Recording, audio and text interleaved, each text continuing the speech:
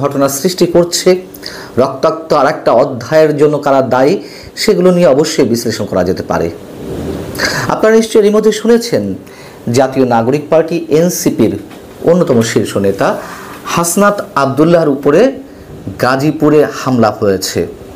তার গাড়ি বহরে 10 থেকে 12টি মোটরসাইকেলে এসে হামলা চালায়। তিনিও খানিকটা আহত হয়েছেন এবং হামলা করার পরপরও যখন গাড়ি দ্রুত বেগে যাচ্ছিল তার পেছন পেছন একদল দুর্বৃত্ত তাড়া করে, এটা সেখানকার প্রত্যক্ষদর্শীরা জানিয়েছেন। এবং এই ঘটনার পরপরই তার যারা সহযোদ্ধা আব্দুল হান্নান মাসুদ কিংবা সার্জিস আলমরা ফেসবুকে রীতিমতো উত্তেজনাকর পোস্ট দিয়েছেন, তারা সেখানে রুখে দাঁড়ানোর কথা বলেছেন এবং তাদেরকে এ কথাও বলতে শোনা গেছে অনেকের মুখে যে আজ রাতের মধ্যেই এই হামলাকারীদের না ধরা হলে গাজীপুর অচল করে দেওয়া হবে। এখন বিষয় হচ্ছে যে এই হামলাটি আসলে করলো কারা? যেই করুক অবশ্যই আমরা নিন্দা জানাই। আমরা এই ধরনের রাজনীতি চাইনি অন্তত 5 আগস্টের পরে, অথবা 5 আগস্টের পরে যারা গণঅভ্যুত্থানে অংশ নিয়েছিলেন সাধারণ মানুষ থেকে আর যারা ছিলেন তারা কেউ এটি চায়নি। তাহলে এই পরিবেশের সৃষ্টি করছে কারা? হাসনাত আবদুল্লাহ কিংবা সার্জিস আলমরা এর আগেও কয়েক দফায় হামলার শিকার হয়েছেন। সেক্ষেত্রে কেউ কেউ বলার চেষ্টা করেছেন যে এগুলো নাটক, সাজানো নাটক।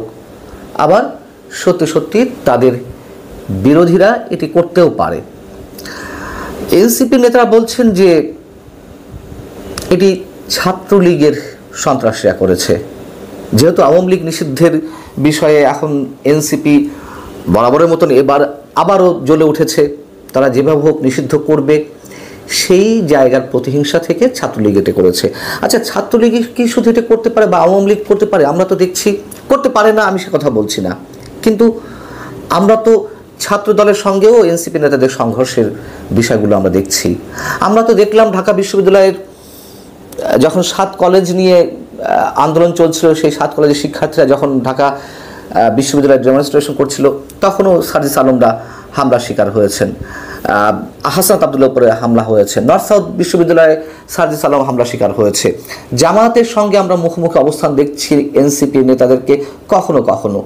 অতএব ঢালাওভাবে নিশ্চয়ই আমরা এককভাবে কারোর প্রতি দায় চাপাতে পারি না, তবে হামলা হয়েছে এটা তো বাস্তবতা। 5 আগস্টের পর থেকে বা 5 আগস্টের অভ্যুত্থান থেকে মানুষের তো একটি প্রত্যাশা ছিল একটি সুস্থ রাজনৈতিক ধারায় ফিরে আসা এই বাংলাদেশের, সেটি তো হয়নি। কেন হয়নি? কারা শুরু করছে? যে মবগুলো ক্রিয়েট করা হয়েছে দফায় দফায়, বুলডোজার আতঙ্ক সৃষ্টি করা হয়েছে, কারা করেছে আমরা তো সব জানি। ফ্যাসিবাদ বলে দিনের পর দিন যে উত্তেজনা সৃষ্টি করা হচ্ছে, প্রতিহিংসার রাজনীতি ভয়ঙ্কর আকারে সৃষ্টি হয়েছে। আওয়ামী লীগ তো প্রতিহিংসার রাজনীতি করেছিল, এটা তো সত্য কথা, কিন্তু তারপর তো মানুষ আর এটি চায়নি। সেই জায়গা থেকে প্রতিহিংসার রাজনীতি আরো বেশি চরমভাবে এই বাংলাদেশে জেগে বসেছে। আওয়ামী লীগকে নিষিদ্ধ করতে হবে। আওয়ামী লীগকে নিষিদ্ধ করা কিংবা আওয়ামী লীগ বিরোধিতাই এখন জাতীয় নাগরিক পার্টির একমাত্র পুঁজি। তাদের সামনে অন্য কোনো লক্ষ্য বা আদর্শ নিয়ে এটা স্পষ্টভাবে বলতে চাই। এই যে আওয়ামী লীগকে নিষিদ্ধ করতে হবে তা নিয়ে যেমন একটা উত্তেজনা কাজ করে, আমি সে কথা বাদ দিলাম।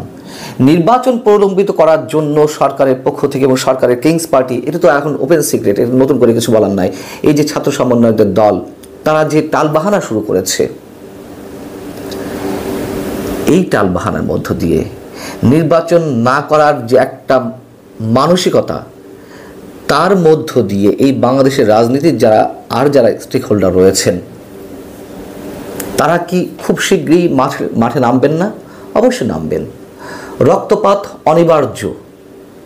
সেই রক্তপাতে আরও কতশো মানুষ বা কজন মানুষের প্রাণহানি ঘটে আমরা জানি না, তবে এ কথা তো সত্য যে অনেক আগে থেকেই আমরা আশঙ্কা করে আসছি নির্বাচন কবে হবে না হবে সেটি ঠিক ঠাউর করে বলতে না পারলেও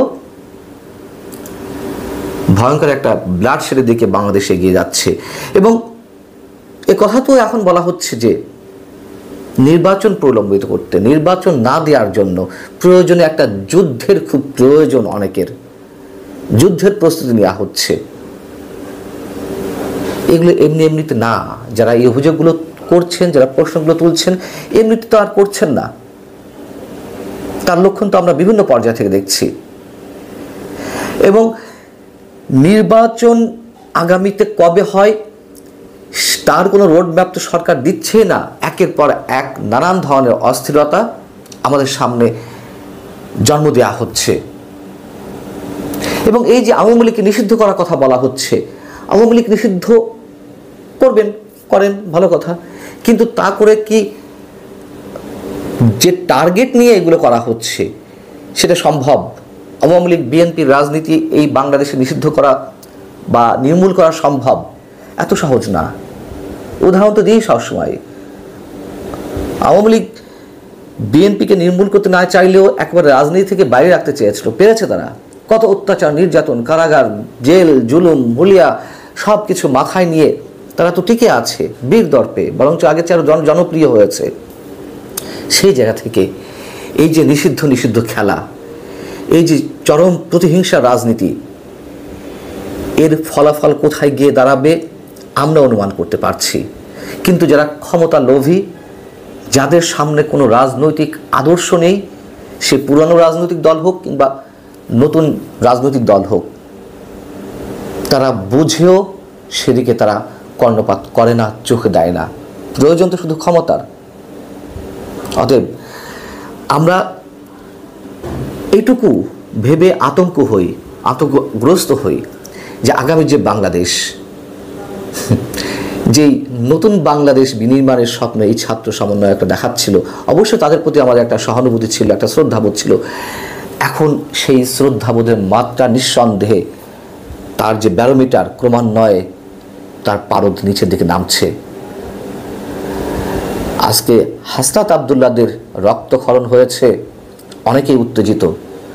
যখন মব ক্রিয়েট করে আওয়ামী লীগের অসংখ্য নেতা কর্মীদের উপর হামলা চালানো হচ্ছে, রক্তাক্ত করা হচ্ছে, বাড়িঘর জ্বালিয়ে দেওয়া হচ্ছে, তাদের কি অবস্থা? বলবেন ফ্যাসিবাদের পক্ষ নিচ্ছি না, যাদেরকে আপনারা ফ্যাসিবাদ করছেন তাদের শাসনামলের সময়ও আমরা এই কথাগুলো বলেছি, তারা কানে তোলেনি। ইতিহাসে নির্মম ভাগ্য তাদেরকে বরণ করতে হয়েছে, নিশ্চয়ই আরো অনেককে এই ধরনের ভাগ্য বরণ করতে হবে। সবশেষে যারা এই হামলাটি চালিয়েছে অবশ্যই তাদের গ্রেপ্তার করা হোক আমরা চাই, কিন্তু